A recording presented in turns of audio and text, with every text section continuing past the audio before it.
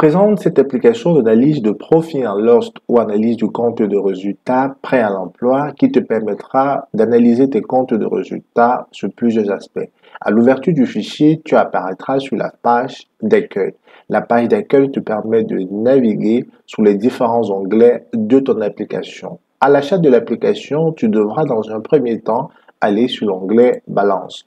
L'onglet Balance te permettra de charger les sanctions de ta balance sous cette partie et là, tu devras respecter la structure de la dite balance.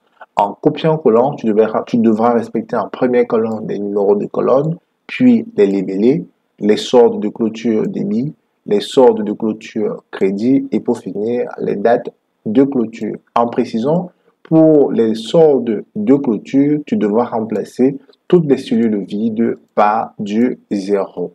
Et pour les dates de clôture, important de préciser que les extractions devront se faire mois par mois, c'est-à-dire de façon mensuelle. Tu devras donc préciser dans la date de clôture le dernier jour du mois correspondant aux différentes informations.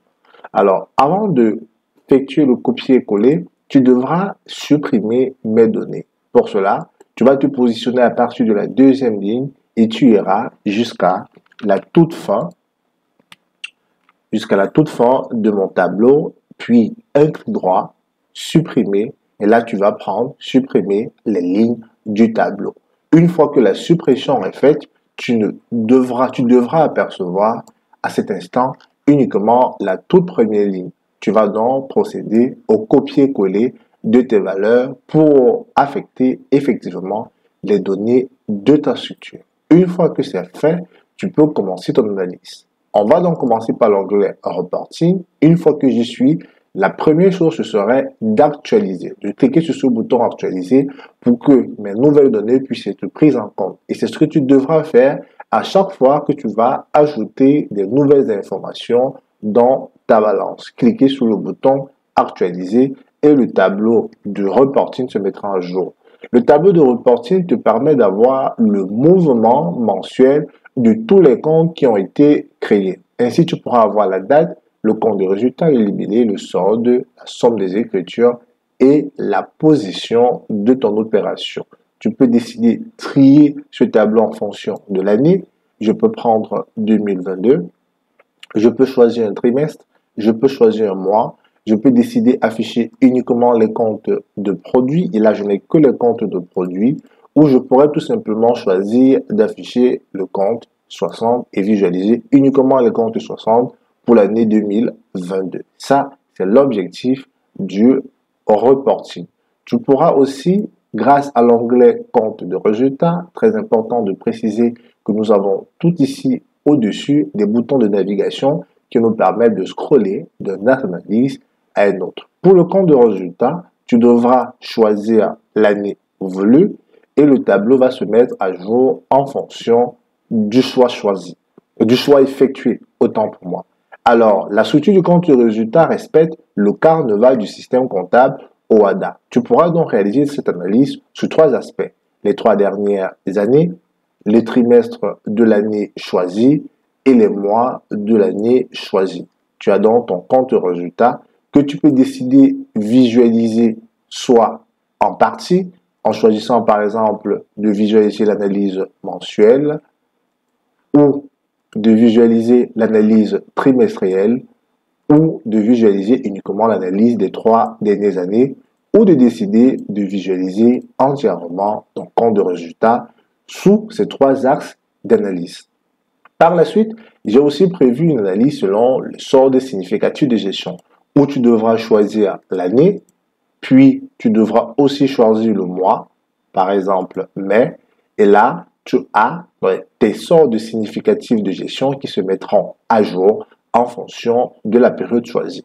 On peut donc apercevoir que la marge commerciale en mai 2021 est de 7 870 434 pour une augmentation de 93% par rapport au même mois de l'année précédente. Alors ici, les comparatifs peuvent se faire sur 2 aspects, soit par rapport au mois antérieur, soit par rapport au même mois de l'année antérieure. Donc, Si je reste sur le même mois de l'année antérieure, c'est-à-dire mai 2022, puisque j'ai choisi mai 2020, autant pour moi, puisque j'ai choisi mai 2021, alors je suis à une progression de 93%, soit une progression de 4 millions et de poussières. Par contre, si je vais faire un comparatif par rapport au mois antérieur, c'est-à-dire par rapport à avril 2021, je dirais que il y a une diminution de moins 14%, soit 9 millions de poussières. Alors, tu as donc tes 9 sortes de significatifs de gestion dont tu pourras visualiser la valeur de la période sélectionnée et de faire un comparatif par rapport à ta sélection voulue. On peut aussi apercevoir le taux de marge brute et le taux de marge nette. On a donc ici la structure de nos différentes sortes de significatifs de gestion et tout en bas, on a l'évolution des différentes sortes de significatifs de gestion. Il me suffit de choisir un sort de significatif de gestion comme ceci, par exemple le résultat d'exploitation par mois, et là je constate que j'ai mon évolution avec un très faible pic négatif en mars et en décembre on est plus à 16 millions et le pic le plus élevé se situe bien évidemment ici en septembre avec 17 366 789. Je peux bien faire cette analyse sur l'ensemble de mes sortes significatives de gestion. Puis, j'aurai l'analyse sommaire. L'analyse sommaire me permettra de visualiser dans son ensemble les produits et les charges et d'en dégager le résultat net. Alors, on a pour l'année 2022 sélectionné un produit total de 272 millions et de poussières pour une charge de 61 millions, ce qui nous permet d'avoir un résultat net de 211 millions et de poussières. On a juste ici l'évolution des produits par mois, l'évolution des charges par mois, les produits par catégorie d'exploitation financière ou HAO. Pareil pour les charges.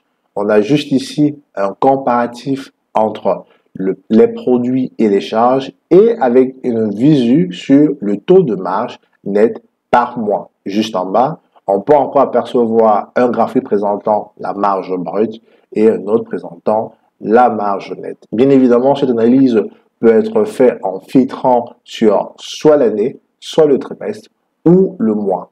On peut faire une analyse aussi par produit en visualisant les produits totaux, les chiffres d'affaires et les autres produits.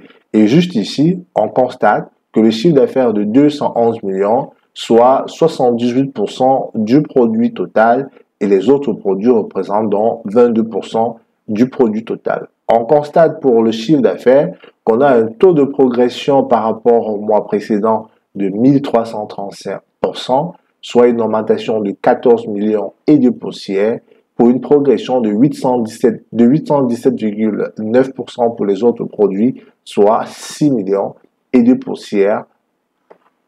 On a aussi juste là une décomposition de l'évolution par produit total, par chiffre d'affaires et par autres produits. Bien évidemment, les filtres peuvent être faits. Si je prends 2021, le tableau se mettra à jour de façon dynamique.